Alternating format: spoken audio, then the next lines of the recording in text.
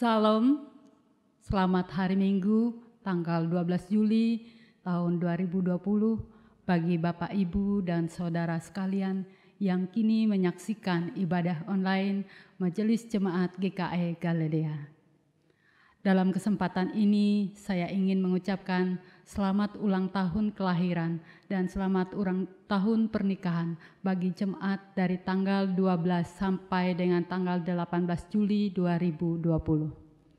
Serta memohon dukungan doa bagi jemaat yang sedang sakit atau yang sedang dalam masa pemulihan. Ibadah hari ini merupakan perayaan Hari Perempuan GKI yang dipimpin oleh Pendeta Septri Happy STH MPDK, didampingi oleh Ibu Eliasi N. Timpung dan saya sendiri Ibu Neti Misjaya. Kita memasuki saat teduh sejenak, mempersiapkan diri kita untuk beribadah.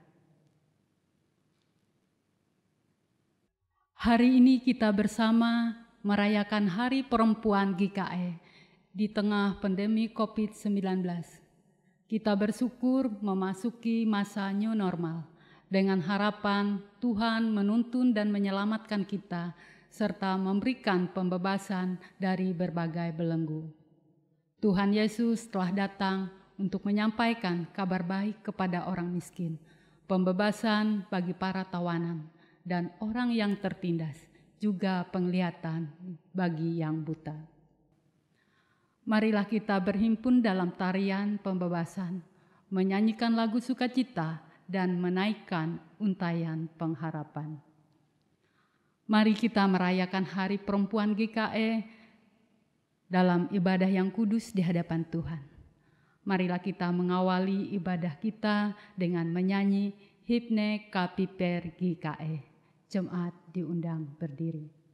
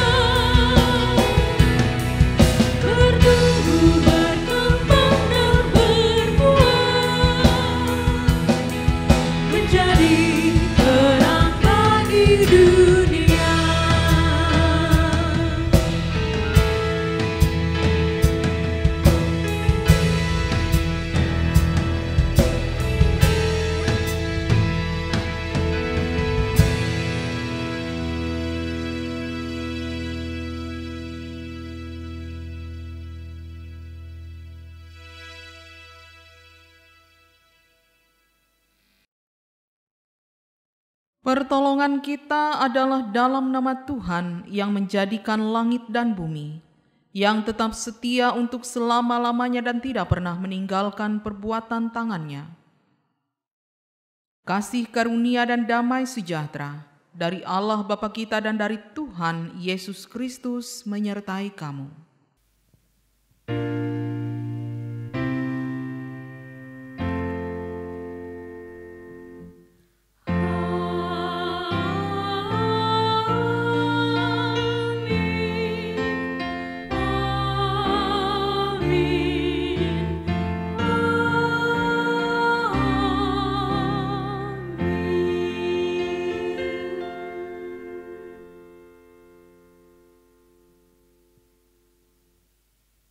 Litani pujian.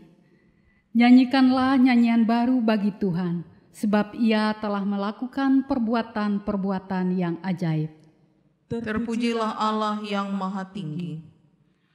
Bermazmurlah bagi Tuhan yang menghakimi dunia dengan keadilan.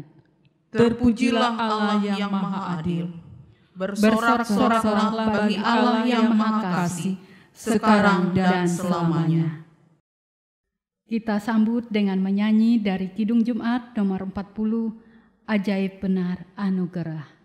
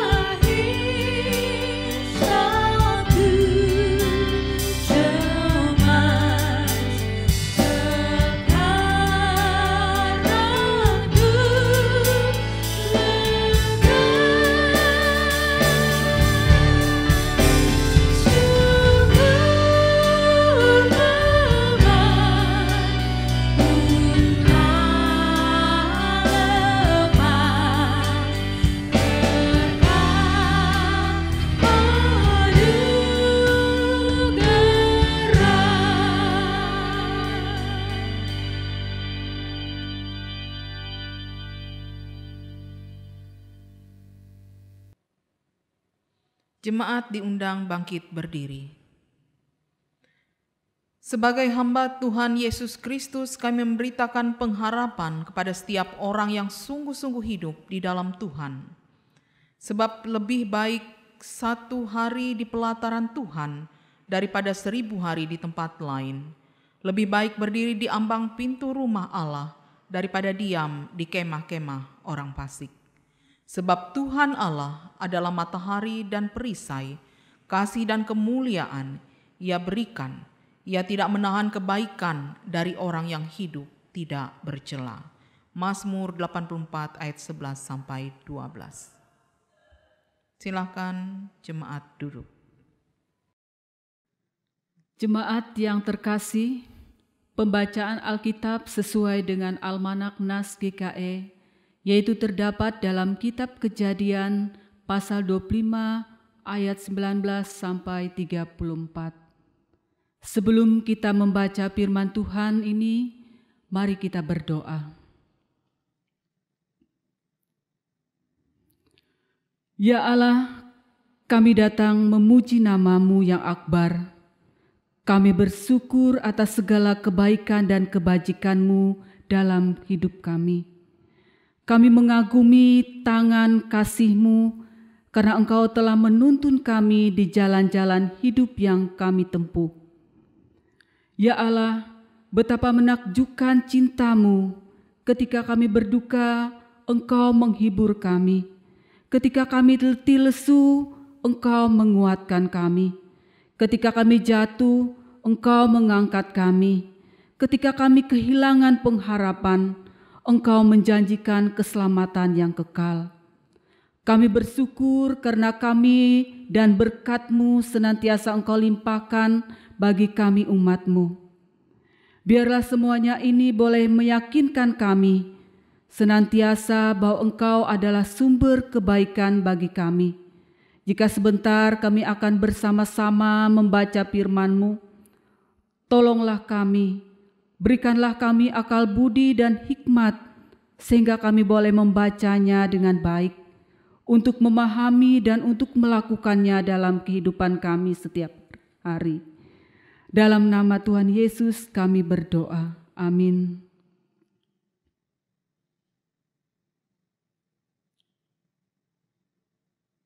Kejadian pasal 25 ayat 19 sampai ayat 34. Dengan perikop Esau dan Yakub. Inilah riwayat keturunan Ishak anak Abraham. Abraham memperanak Ishak dan Ishak berumur 40 tahun ketika Ribka anak Batuel orang Aram dari Padan Aram, saudara perempuan Laban orang Aram itu, diambilnya menjadi istrinya.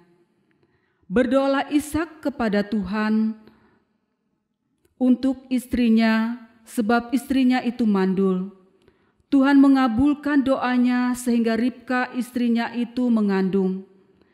Tetapi anak-anak bertolak-tolakan di dalam rahimnya. Ia berkata, "Jika demikian halnya, mengapa aku hidup?" Dan ia pergi meminta petunjuk kepada Tuhan.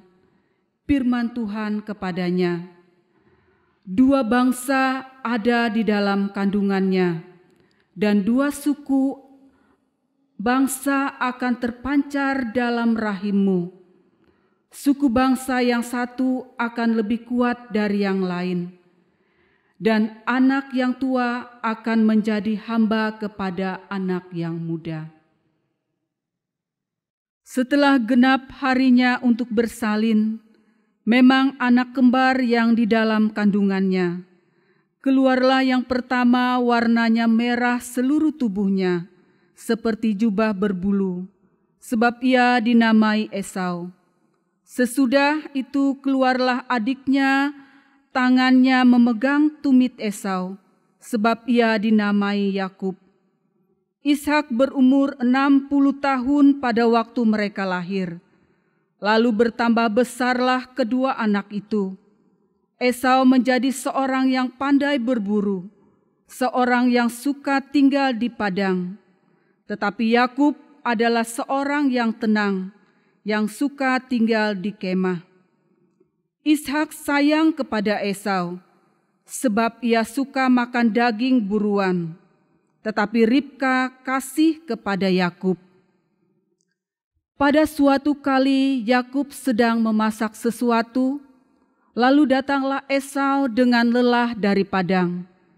Kata Esau kepada Yakub, "Berikanlah kiranya aku menghirup sedikit dari yang merah-merah itu, karena aku lelah."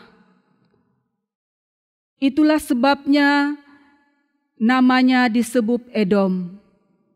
Tetapi kata Yakub, "Jualah dahulu kepadaku hak kesulunganmu."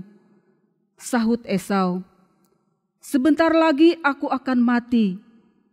Apakah gunanya bagiku hak kesulungan itu?" Kata Yakub, "Bersumpahlah dahulu kepadaku." Maka bersumpahlah ia kepada Yakub, dan dijualnyalah hak kesulungannya kepadanya. Lalu Yakub memberikan roti dan masakan kacang merah itu kepada Esau. Ia makan dan minum, lalu berdiri dan pergi.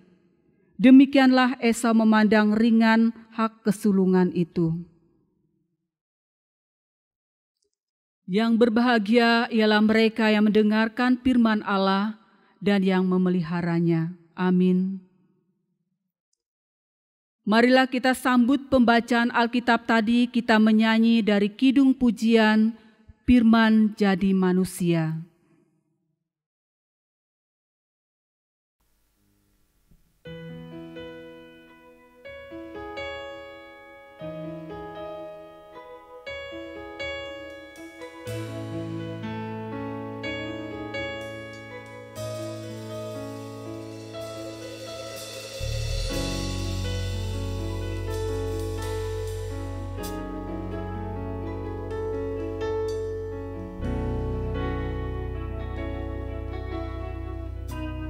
Firman jadi manusia,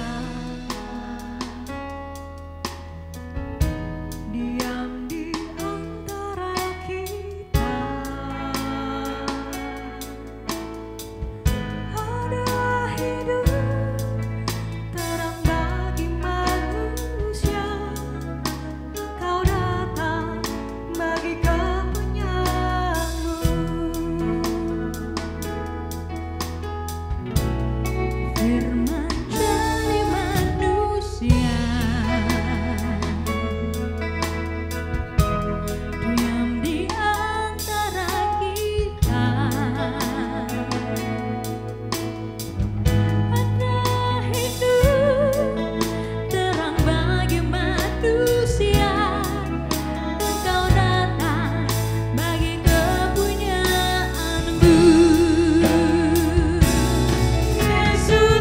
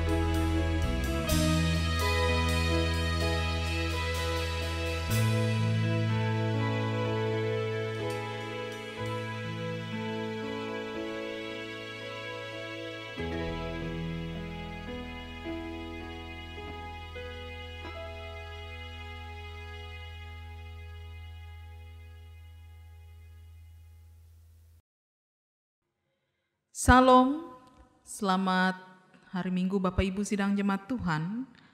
Minggu hari ini kita bersama memperingati perayaan Hari Perempuan GKE. Dan pemberitaan firman Tuhan sebagaimana yang telah ditetapkan dalam Almanak Nas GKE kita, saya mengambil dari Roma pasal 8 ayat 1 sampai ayatnya yang ke-11 dengan perikop hidup oleh Roh. Namun sebelumnya saya mengajak kita untuk bersatu merendahkan diri di dalam doa. Kita berdoa. Ya Allah Bapa Tuhan kami dalam Yesus Kristus, hadirlah di tengah-tengah ibadah kami saat ini. Biarlah Roh Kudus membaharui hidup kami, sehingga kami mampu memahami, mengerti apa yang tersirat dalam firman-Mu saat ini buat hidup kami. Berfirmanlah ya Allah buat kami, karena kami sedia untuk mendengar. Oleh dan dalam Yesus Kristus kami berdoa dan memohon. Amin. Surat Roma pasal yang ke-8, ayat yang pertama hingga ayatnya yang ke-11, dengan judul Hidup oleh Roh, yang akan saya bacakan demikian. Demikianlah sekarang, tidak ada penghukuman bagi mereka yang ada di dalam Kristus Yesus. Roh yang memberi hidup telah memerdekakan kamu dalam Kristus dari hukuman dosa dan hukum maut. Sebab apa yang tidak mungkin dilakukan hukum Taurat karena tak berdaya oleh daging, telah dilakukan oleh Allah dengan jalan mengutus anaknya sendiri dalam daging yang serupa dengan daging yang dikuasai dosa karena dosa. Ia telah menjatuhkan hukuman atas dosa di dalam daging, supaya tuntutan hukum Taurat digenapi di dalam kita yang tidak hidup menurut daging, tetapi menurut Roh. Sebab mereka yang hidup menurut daging memikirkan hal-hal yang dari daging, mereka yang hidup menurut Roh memikirkan hal-hal yang dari Roh.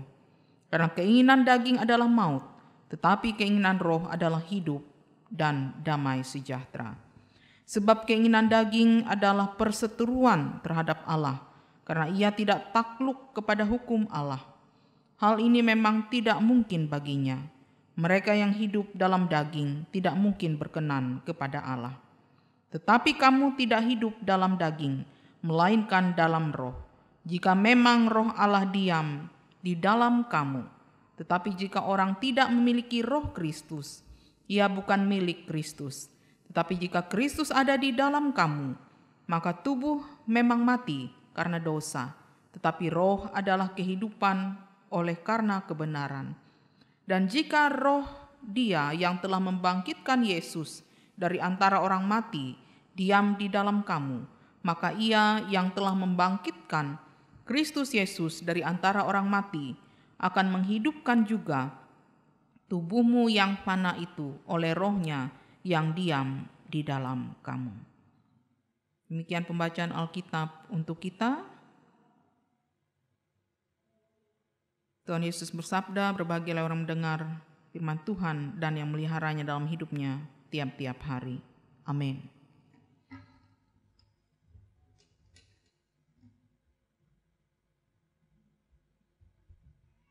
Tema khotbah yang saya angkat dalam rangka perayaan Hari Perempuan GKE pada minggu hari ini dari Roma 8 ayat 1 sampai 11. Kamu tidak hidup dalam daging, melainkan dalam Roh.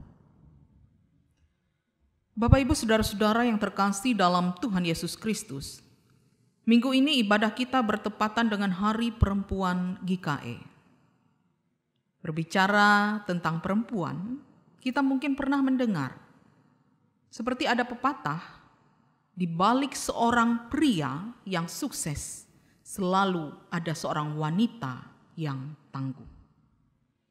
Nah, ini merupakan fakta yang tidak terbantahkan dan sekaligus merupakan penggenapan dari rancangan dan tujuan Allah menciptakan seorang wanita, yaitu menjadi penolong yang sepadan bagi seorang pria. Nah, Tuhan menciptakan wanita dengan sifat dan karakter yang unik. Dan Ia memberi mereka jalan hidup yang berbeda-beda. Tuhan menciptakan wanita dengan segala keunikan, kelebihan, dan kekuatannya. Dan tentunya segambar dan serupa dengan Allah. Pada sebagian wanita, Allah memberikan hikmat. Pada yang lain, Ia memberikan iman, kekuatan, doa, keberanian, dan kerendahan hati. Tetapi kemauan dan kerinduan mereka sendirilah yang menentukan mereka berhasil bertumbuh dalam iman dan kebenaran. Nah, wanita-wanita dalam Alkitab memang hidup di masa silam dengan tantangan zaman yang berbeda yang dihadapi oleh wanita-wanita sekarang ini. Namun kisah-kisah mereka ini mengandung nilai-nilai yang tak lekang oleh waktu, yang dapat mengilhami wanita-wanita Kristen di zaman ini untuk mampu menjalankan apapun peran mereka dengan baik, dan terutama dapat membuat kita belajar sesuatu mengenai diri kita sendiri. Nah, Bapak Ibu Saudara, lalu apa hubungan nas kita saat ini? Perikop kita tadi berjudul Hidup oleh Roh. Dan tema yang saya angkat dalam khotbah kali ini yaitu kamu tidak hidup dalam daging, melainkan dalam roh. Ada dua kata yang disebutkan berulang-ulang dalam pasal ini. Hal yang menghinggapi manusia yang saling bertentangan, dan kedua hal itu sangat bertolak belakang, yaitu antara daging dan roh. Nah, Paulus berulang kali mempertentangkan daging yang dalam bahasa Yunaninya sarx dan roh dalam bahasa Yunaninya pneuma. Nah, ketika dia menggunakan kata sarx, dia tidak berbicara tentang orang yang terkandung dalam daging, tetapi sebaliknya berbicara tentang orang-orang yang hidupnya terfokus pada perbuatan daging. Ketika ia menggunakan kata roh, dia berbicara tentang roh Allah, Roh Kudus yang mengubah hidup kita, membantu kita untuk fokus pada hal-hal yang lebih tinggi dan membuat kita cocok untuk hidup yang dibangkitkan bersama Kristus. Nah, berbicara tentang daging, menggambarkan manusia yang terikat apabila dibiarkan, manusia itu tidak dapat lepas dan tetap terikat. Kalau dengan kemampuan sendiri, manusia tidak akan mungkin dapat menolong dirinya sendiri.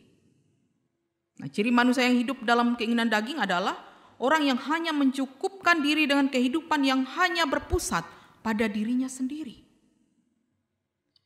Hidup dalam daging hanya berpusat kepada penghayatan hidup yang mengantar kepada kematian. Karena makna kematian adalah merupakan pengasingan definitif dari Allah. Kematian adalah kekekalan, berpisah dari kasih Allah. Nah, ciri kehidupan orang yang berorientasi pada keinginan daging, antara lain yang merasa tidak memerlukan Allah, tidak tunduk kepada seluruh perintah Allah, tidak taat kepada Allah, dan tidak memikirkan untuk menyenangkan hati Allah. Hidupnya untuk menyenangkan dirinya dan orang yang ada hanya di sekitarnya. Nah, berbicara tentang roh, menggambarkan pribadi yang terikat, tetapi dipimpin oleh kekuatan yang memberi hidup, itu roh Allah. Manusia yang hidup di dalam roh Allah berpengharapan bahwa tiba saatnya ada kebangkitan dan yang membangkitkan semua manusia untuk dihakimi.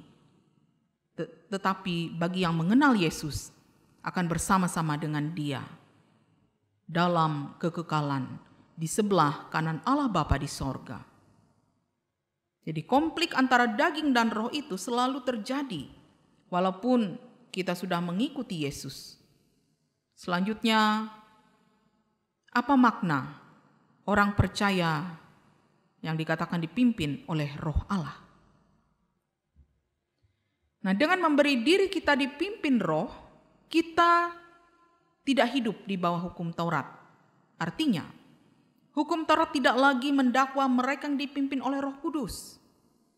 Artinya selama kita dipimpin oleh Roh Kudus, hidup kita berkenan kepada Allah. Bahkan sesuai dengan tuntutan hukum Taurat. Bukan karena kita tidak berbuat dosa, tetapi karena kita tersembunyi di dalam Kristus. Nah, Kristus adalah kegenapan hukum Taurat. Sehingga kebenaran diperoleh oleh tiap-tiap orang percaya. Kita bandingkan juga dalam Roma 10 ayat 4. Nah, dengan kata lain, barang siapa yang ada di dalam Kristus, dia sudah menggenapi hukum Taurat. Nah, karena itu Paulus mengatakan di dalam nas kita dalam Roma 8 ayat 1. Demikianlah sekarang tidak ada penghukuman bagi mereka yang ada di dalam Kristus. Kuasa dosa sudah disingkirkan dari mereka yang dipimpin oleh Roh Kudus. Kutuk hukum Taurat telah diambil oleh Yesus Kristus di kayu salib. Atau dengan kata lain, selama kita dipimpin oleh Roh Kudus, kita tidak perlu diombang-ambingkan oleh dosa. Oleh sebab itu hidup kekristenan yang sebenarnya adalah hidup dalam kemenangan atas dosa. Nah, selanjutnya, berbicara tentang keinginan daging. Apa itu keinginan daging, Bapak Ibu Saudara?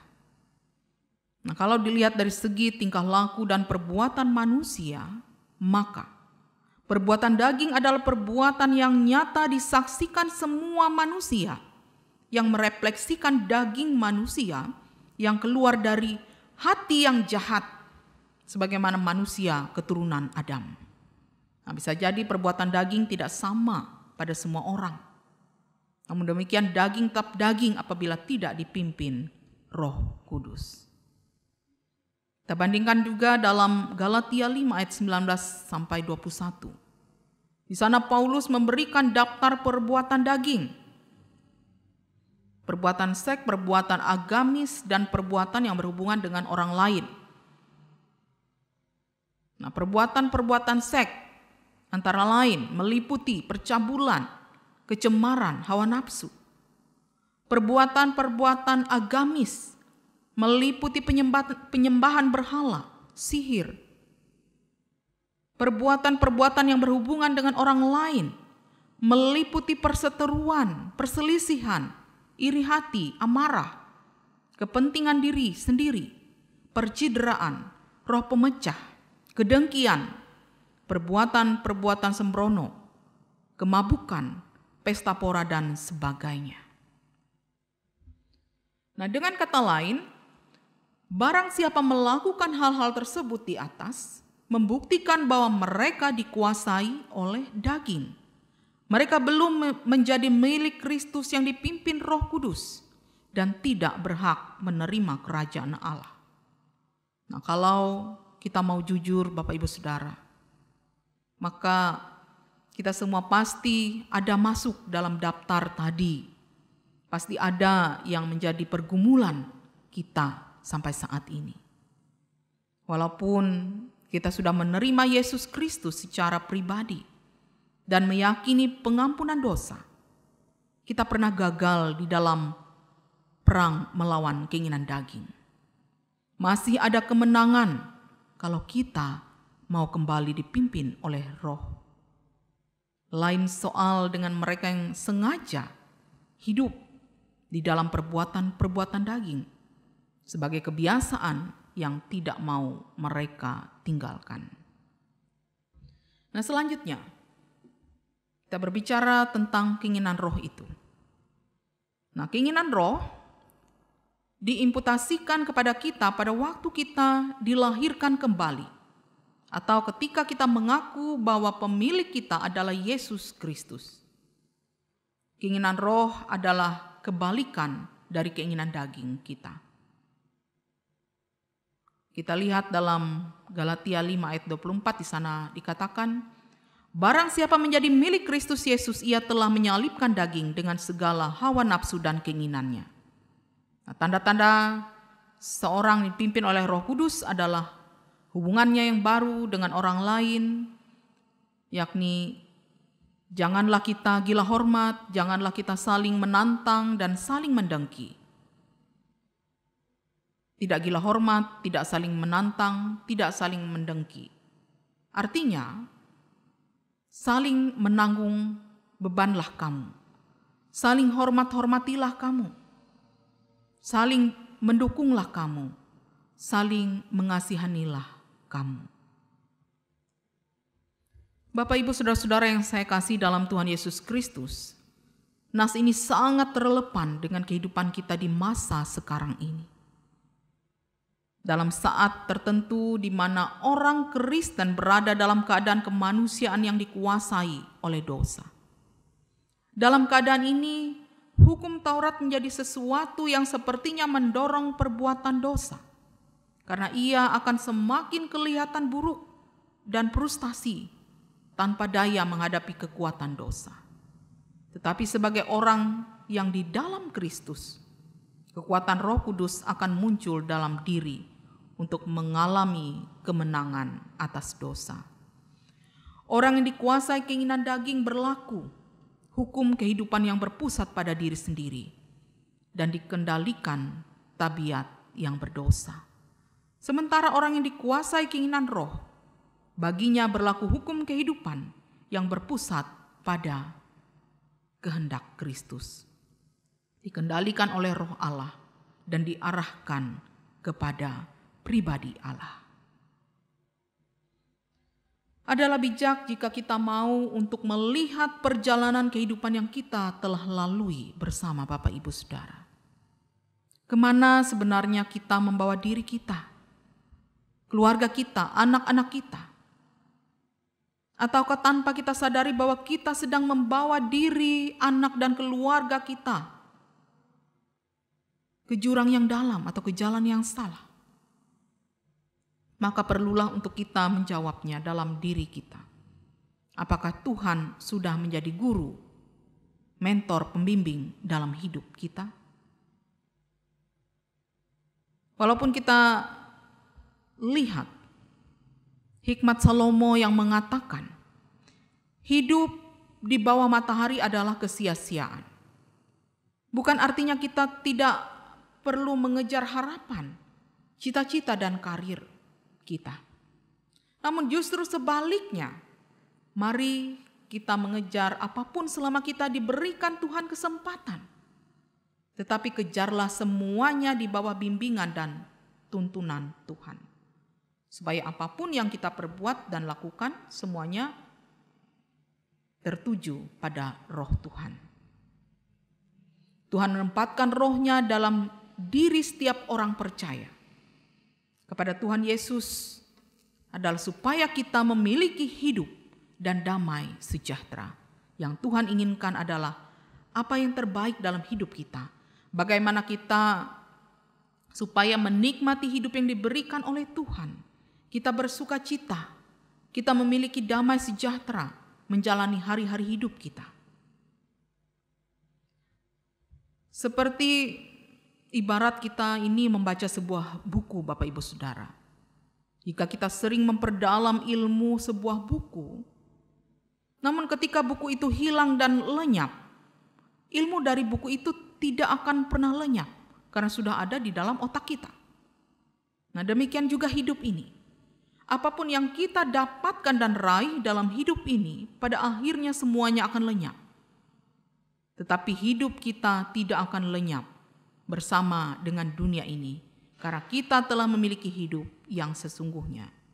Maka orang Kristen itu dikatakan hidup bukan karena dagingnya yang bergerak, tetapi karena daging yang digerakkan oleh Roh Tuhan. Jadi keinginan daging adalah maut. Jadi jangan terkecoh dengan nikmatnya dunia, karena keinginan daging hanya akan membawa kesusahan. Tetapi keinginan roh akan membawa kita pada kehidupan dan damai sejahtera. Bapak Ibu Saudara yang terkasih dalam Tuhan Yesus Kristus, minggu ini kita merayakan Hari Perempuan GKE. Salah satu ayat yang menyebutkan tentang wanita Allah adalah dalam Amsal 31 ayat 10 dan ayat yang ke-30. Sana dikatakan, istri yang cakap siapakah akan mendapatkannya? Ia lebih berharga daripada permata. kemolekan adalah bohong dan kecantikan adalah sia-sia. Tetapi istri yang takut akan Tuhan dipuji-puji. Nah, kuncinya adalah takut akan Tuhan. Wanita Kristen menghadapi banyak masalah yang sama dengan wanita lainnya. Nah, perbedaannya mungkin terletak pada mereka dapat datang kepada Tuhan untuk memecahkan masalah dan persoalan mereka. Banyak bagian di dalam Alkitab yang menceritakan tentang kehebatan dan kecakapan peran wanita dalam setiap permasalahan, perangan ataupun kejadian terjadi dalam pelayanan, bahkan rumah tangga serta penginjilan. Banyak tokoh-tokoh wanita di Alkitab yang bahkan memegang peranan penting dalam cerita di Alkitab. Bahkan kita dapat menemukan satu buku khusus yang menceritakan tokoh wanita tersebut. Tokoh yang mencatat sejarah karena perjuangan dan pengorbanan mereka. Misalnya seperti Maria, Esther, Ruth, Naomi, dan yang lainnya. Mari kita lihat peran wanita dalam beberapa hal, Bapak Ibu Saudara, yaitu gereja, keluarga, dan masyarakat. Nah, peran wanita di dalam gereja. Wanita memegang peranan yang tidak kalah penting di gereja dan komunitas pelayanannya. Kita menyadari bahwa gereja bukanlah alat manusia, melainkan alat Allah. Didirikan oleh Allah supaya umatnya bisa bersekutu dengannya. Menjadi bagian dari satu tubuh, melibatkan lebih dari sekedar suatu kewajiban atau tindakan ketaatan kepada Allah. Nah, sebaliknya hal ini adalah sebuah hak istimewa. Kasih dan kepedulian Tuhan dengan jelas menegaskan peran wanita dalam jenis kehidupan yang baru ini. Wanita Allah memiliki hak istimewa di dalam gereja beserta peran dan tanggung jawab yang terkandung di dalamnya.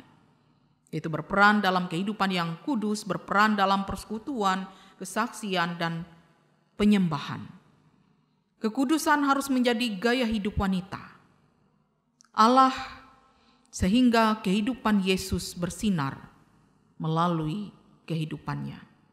Kekudusan tidak pernah menunjukkan kepuasan diri terhadap dosa, melainkan menunjukkan kehidupan pribadi dan gereja di dalam Yesus adalah pusat dari seluruh kehidupan kegiatan hidupnya. Menjadi wanita Allah mengharuskan kita untuk dapat hidup berbeda. Hidup sesuai dengan standar dan peraturan yang berbeda dengan dunia. Jika Yesus memerintah dalam hidup kita, maka hidup kita akan berbeda, berguna bagi Allah, dan dibebaskan dari dosa dan kekuasaan iblis. Wanita mempunyai hak dan kesempatan yang sama. Menyia-nyiakan hak dan kesempatan pemberian Allah sama dengan menyia-nyiakan berkat-Nya. Karena itu gereja dipanggil untuk memberdayakan kemampuan dan keahlian wanita agar semakin hari semakin berkualitas. Di sisi lain, wanita sendiri diingatkan bahwa panggilan iman Kristiani menantang dirinya untuk berkarya dan menyumbangkan kemampuannya secara penuh.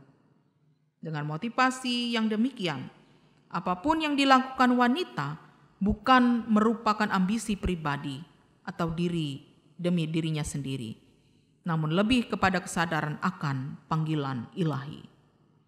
Nah, hal ini mendesak gereja untuk mengutamakan wanita dengan menangani wanita secara sungguh-sungguh. Jika gereja lebih sungguh-sungguh dalam melakukan pembinaan terhadap wanita, maka hasilnya akan menjadi sebuah kekuatan yang tidak kecil artinya. Keunggulan kuantitas wanita akan menjadi kekuatan dan kekayaan yang sangat besar nilainya jika bisa menjadi keunggulan kualitas. Karena itu gereja mempunyai tanggung jawab yang tidak kecil terhadap sekian besar kaum wanita yang belum terlihat potensi, talenta, dan kemampuannya secara optimal. Itu artinya apabila ada perempuan yang mulai ingin maju berperan di gereja, semua pihak perlu mendukungnya dan mulai bekerja sama dan terlibat secara aktif dalam segala bidang pelayanan dan turut menumbuhkan kekuatan mental, kepercayaan diri, dan kemampuan wanita. Nah, yang kedua, peran wanita dalam keluarga. Allah berperan memakai wanita-wanita masa kini untuk berbuat dan bertindak demi keselamatan dan kesejahteraan banyak orang melalui berbagai perkara. Wanita sebagai seorang istri sekaligus ibu bukan hanya bertugas mendampingi suami, namun juga diharapkan dapat berperan penuh dalam pembangunan keluarga, gereja, dan masyarakat. Kedudukan seorang istri tidak mudah. Bukan hanya sekedar berada di belakang suami dan mengikuti apa saja yang diperintahkan oleh suaminya. Seorang istri yang bijak adalah istri yang mau terlibat penuh dan berperan dalam semua persoalan kehidupan, baik persoalan yang terjadi dalam keluarga maupun persoalan yang datang dari luar. Sebagai seorang istri, kaum wanita diharapkan mampu bersikap bijaksana, dapat membedakan mana yang baik dan buruk, mana yang benar dan yang salah, khususnya dalam situasi dan kondisi yang sukar dan kritis, apalagi di tengah pandemi virus COVID-19 saat ini. Istri yang bijak hendaknya menjadi tampil sebagai penyelamat, pelindung bagi suami, anak-anak, bahkan masyarakat di mana dia berada. Hanya dengan demikian wanita akan berfungsi dan dibutuhkan kehadirannya. Alkitab memberikan standar bagi para wanita modern yang berperan sebagai istri dan ibu, bahwa wanita harus menyadari peran kepemimpinan wanita dalam keluarga yang harus dimainkan dalam menggenapi rencana Allah di dalam dunia. Karena wanita adalah pelengkap bagi pria. Mereka memiliki karunia-karunia khusus yang tidak dimiliki pria. Banyak kasus di Alkitab yang dapat menjadi pelajaran bagi wanita Kristen selaku istri dan ibu dalam keluarga untuk mendidik anak dalam garis-garis kekristenan. Setiap peristiwa dalam Alkitab menjadi pelajaran bagi kita semua. Mereka membuat kita melihat segala sesuatunya dari sudut pandang Tuhan. Banyak wanita-wanita bekerja dalam keluarga yang tentunya berdampak dalam kehidupan keluarga. Alkitab tentunya selalu mendorong kita untuk bekerja keras. Kitab Amsal khususnya yang memuat kata-kata bijak mencantumkan beberapa dampak positif dari kerja keras itu sendiri. Dalam Amsal 13 ayat 24 dikatakan, tangan orang rajin memegang kekuasaan, tetapi kemalasan mengakibatkan kerja paksa. Banyak tokoh wanita dalam Alkitab yang juga bekerja, sehingga akhirnya menimbulkan suatu fakta yang mengejutkan bahwa Alkitab ternyata mendorong wanita untuk bekerja keras, tetapi tetap tidak meninggalkan tugas, tanggung jawab, dan kodratnya sebagai istri dan ibu. Tetaplah prioritaskan tujuan hidup, sehingga secara praktisnya setiap keputusan yang mengharuskan setiap wanita memilih antara karir dan keluarga, pilihannya adalah keluarga. Wanita berperan sebagai penolong dan pelengkap yang sepadan, mendukung dan membimbing suaminya menjadi seorang kekasih dan sahabat sekaligus penghibur, penguat, penerima, pendamping, dan pencinta. Menjadi seorang ibu yang juga pembimbing rohani bagi keluarga. Tugas wanita begitu banyak dan berat, tapi merupakan sebuah sukacita besar ketika menjalaninya bersama dengan Tuhan kita Yesus Kristus. Yang ketiga, peran wanita dalam masyarakat. Terdapat sebuah stereotip tertentu yang beredar luas dalam masyarakat umum bahwa wanita mempunyai tugas utama untuk melayani suami dan keluarganya. Wanita juga seringkali dibebani dengan kodratnya yang akhirnya membuat wanita menjadi tidak bebas dalam memutuskan dan melakukan segala sesuatu dalam hidupnya. Masyarakat telah berabad-abad menstereotipkan wanita. Bahkan wanita harus sabar, pendiam, lebih pantas untuk tinggal di rumah, tidak cocok dengan pekerjaan di luar rumah. Harus mengurus rumah tangga mulai dari memasak hingga membesarkan anak. Sedangkan pria sebaliknya. Sejarah perbedaan gender antara pria dan wanita terjadi melalui proses yang sangat panjang.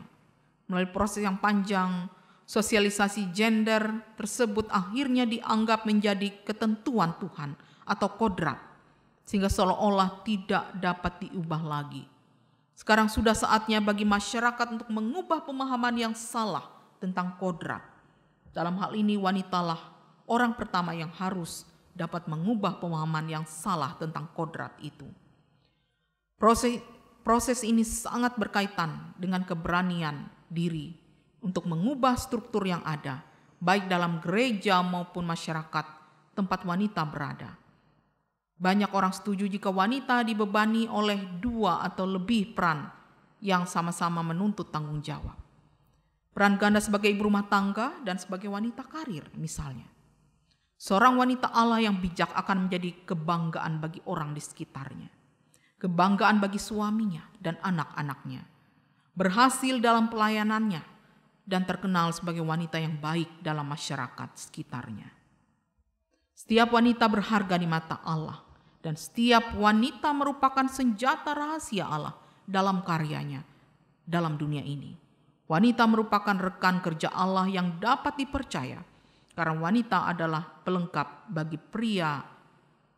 Mereka memiliki karunia-karunia khusus yang tidak dimiliki oleh pria dan sebaliknya. Menjadi wanita Allah berarti kita harus mempersembahkan seluruh hidup kita kepada Allah. Peranan wanita Allah di dalam gereja, keluarga, dan masyarakat sangat dibutuhkan bagi pembangunan bangsa dan negara.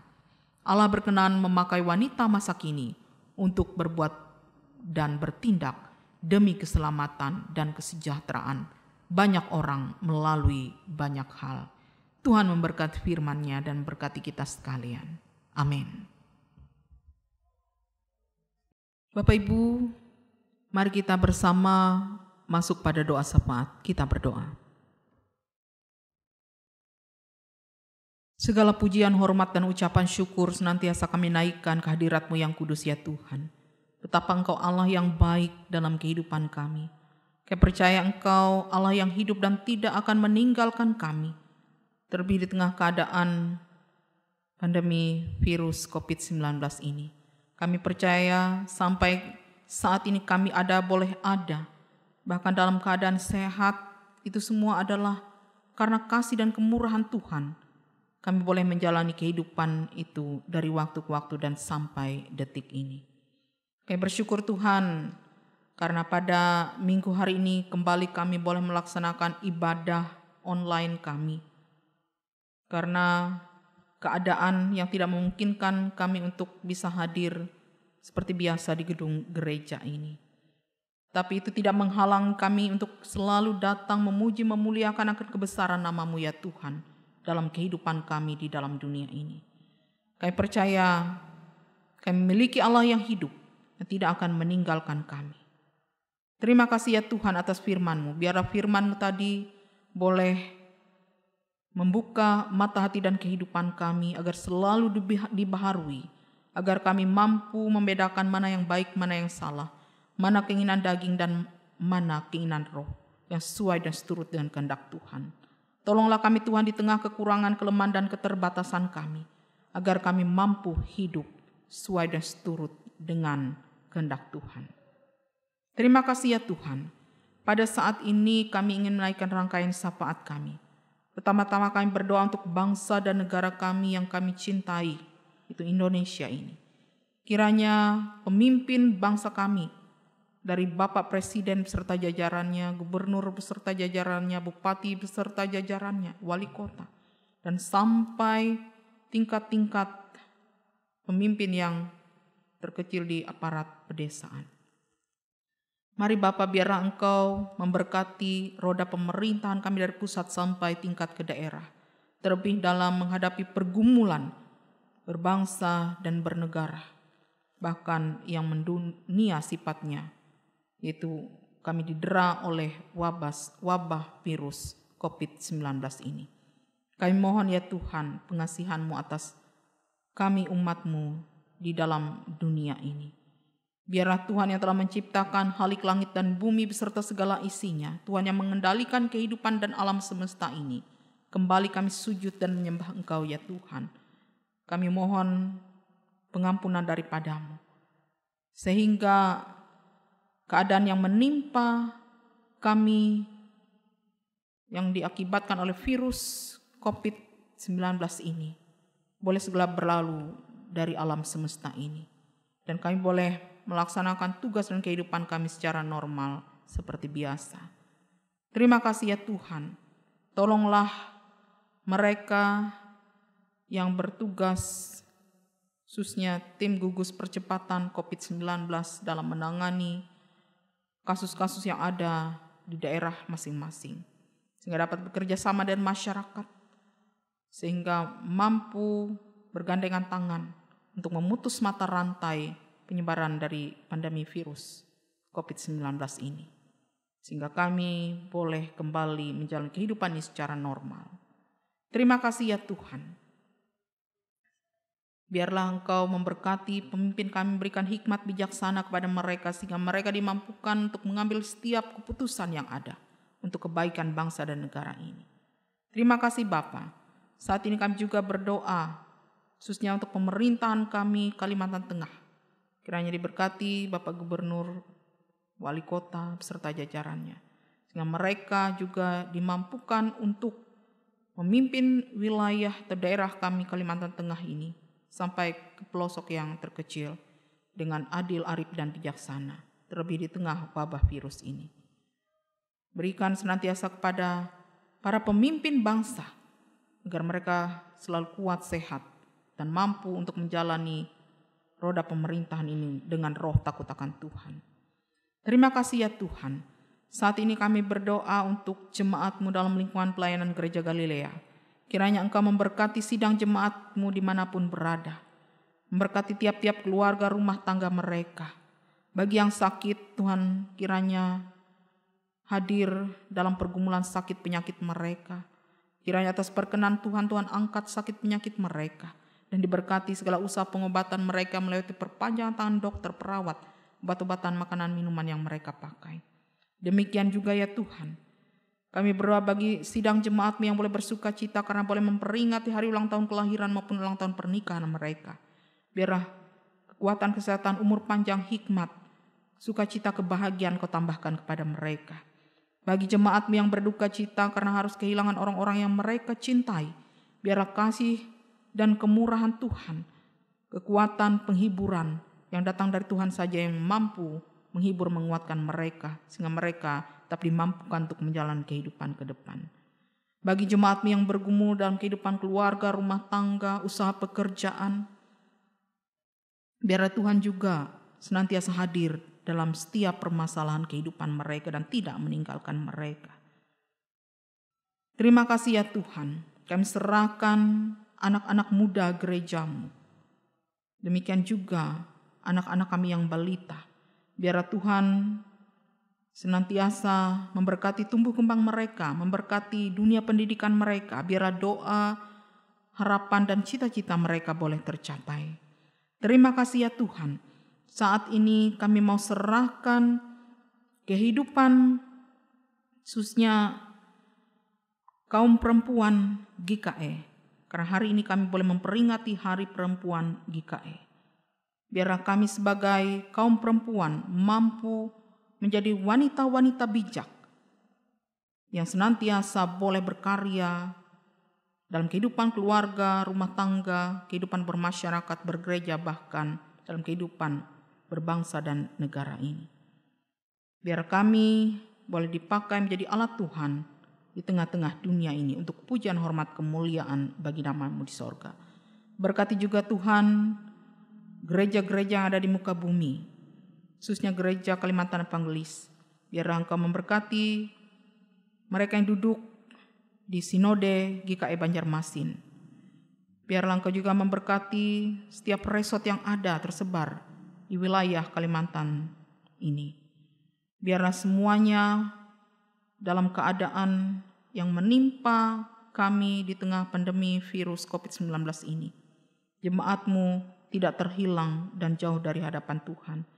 Tapi bagaimana caranya setiap pelayanan yang boleh diadakan, semuanya boleh tetap dilaksanakan walaupun dalam waktu dan keadaan yang serba terbatas. Tapi kami percaya Tuhan hadir dalam setiap keadaan dan pergumulan kami dalam kehidupan rohani kami saat ini. Di tengah keadaan pandemi virus ini. Biarlah jemaat-Mu senantiasa terpelihara dalam iman pengharapan akan Dikau saja. Terima kasih Bapa, terima kasih Yesus. Kami serahkan secara khusus badan pekerja harian Jemaat GKI Galilea. Biarlah diberkati Ketua Majelis Jemaat kami, anggota-anggota BPH, demikian juga para pendeta pelayanan, penetua diakon. Biar kami semua juga boleh bersama-sama tetap bekerja sama dengan baik, membangun kehidupan kami berjemaat dan bergereja. Biar nama Tuhan boleh senantiasa dimuliakan. Terima kasih Bapa, terima kasih Yesus. Inilah doa dan permohonan kami. Serahkan kehidupan kami dan juga saudara-saudara kami yang jauh dari kami. Mereka yang tersisih dan terlupakan, kaum jompo, mereka yang berada di panti asuhan, mereka yang pada saat ini juga harus menderita dan harus berpisah dari orang-orang yang ada di sekitar mereka karena keadaan wabah pandemi virus COVID-19 ini. Biar Tuhan juga tetap menguatkan dan menopang kehidupan mereka. Terima kasih ya Tuhan. Kami serahkan kehidupan kami seanteronya dari saat ini kekal sampai selama-lamanya. Diberkati juga kaum orang tua, janda, duda, anak yatim piatu. Biar mereka juga senantiasa berada dalam pemeliharaan dan cinta kasih Tuhan selalu melawat kehidupan mereka. Terimalah seluruh doa kami ya Tuhan, yang kami alaskan di dalam satu nama yang berkuasa, Yesus Kristus Tuhan yang telah mengajar kami berdoa. Kita ucapkan doa Bapa bersama demikian. Bapa kami ada di sorga, kuduskanlah namamu, datanglah kerajaanmu, jadilah kehendak-Mu di bumi seperti di sorga. Berikanlah kami pada hari ini makanan kami yang secukupnya, dan ampuni kami akan kesalahan kami, seperti kami juga telah mengampuni orang bersalah pada kami. Dan jangan membawa kami dalam pencobaan, tapi lepaskanlah kami daripada yang jahat.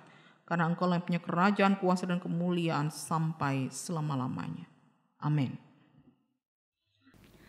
Sekarang ada kesempatan bagi kita untuk mempersembahkan persembahan syukur kepada Tuhan.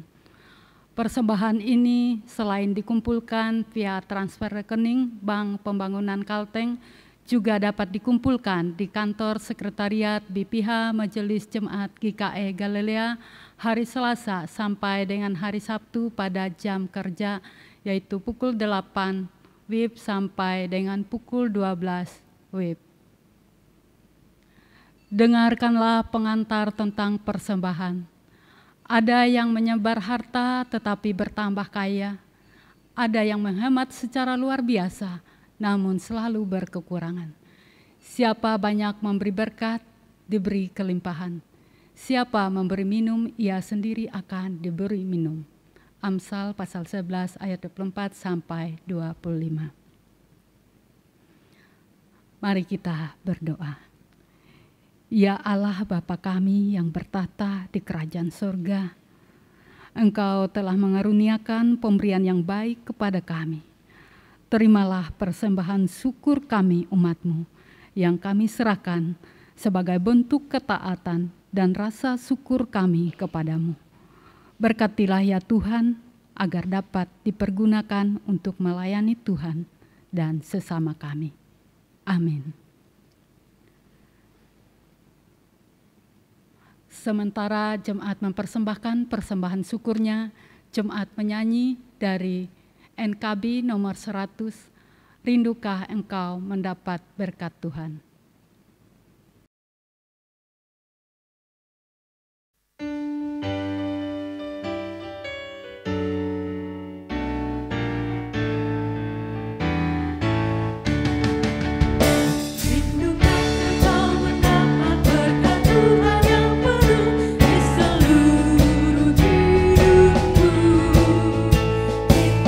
Kepada Bapa-Mu yang janjinya teguh, menyertai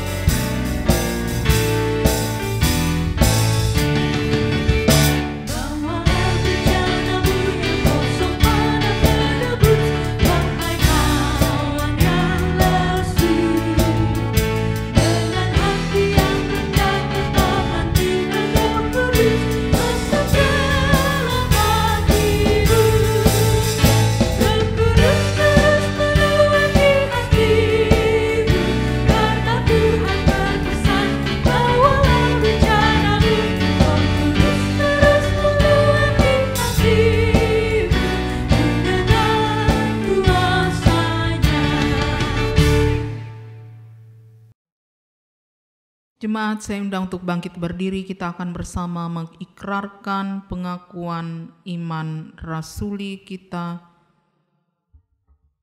Mari kita ucapkan bersama demikian.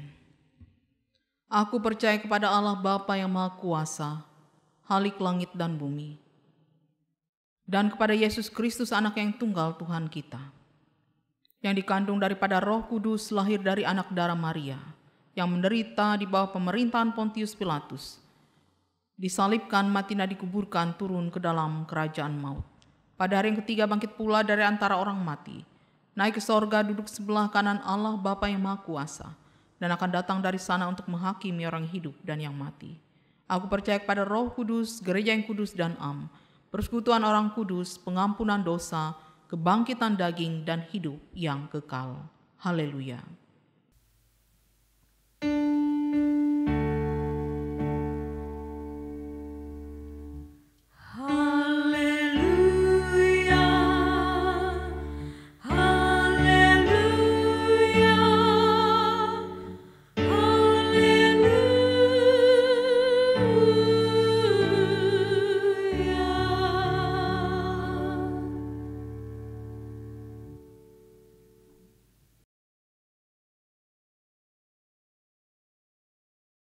Jemaat Tuhan, kita akan bersama mengakhiri ibadah kita dengan menerima pengutusan dan berkat. Kuatkan dan teguhkanlah hatimu, janganlah takut dan jangan gemetar karena mereka, sebab Tuhan Allahmu, Dialah yang berjalan menyertai engkau. Ia tidak akan membiarkan engkau dan tidak akan meninggalkan engkau. Tuhan memberkati engkau dan melindungi engkau. Tuhan menyinari engkau dengan wajah-Nya dan memberi engkau kasih karunia. Tuhan menghadapkan wajah-Nya kepadamu dan memberikan engkau damai sejahtera. Haleluya. Amin.